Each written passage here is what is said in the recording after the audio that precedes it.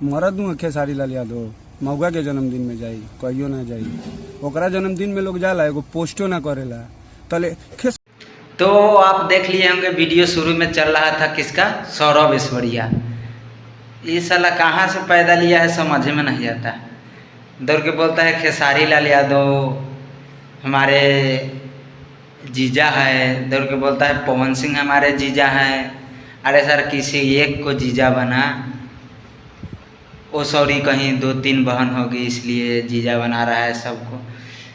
तब सौरभ ऐश्वर्या अभी भी तुम सुधर जाओ, अभी भी बिना आगे के हवा नहीं उठाओ। काहे कि मगहिया जवान तो सर सुधरिए गए।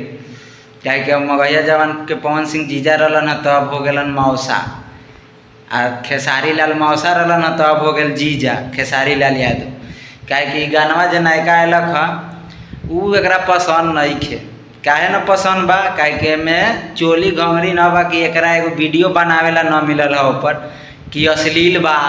ये सब कहेला इशार के तो मिलल है न मगहिया जवान के। अगर ये कहेला एकरा मिल जाए तो ये गानवा एकरा अच्छा रहे, कमैनी 2 रुपया हो जाए वीडियो से, दोनों सार बनो के मगहिया जवान के।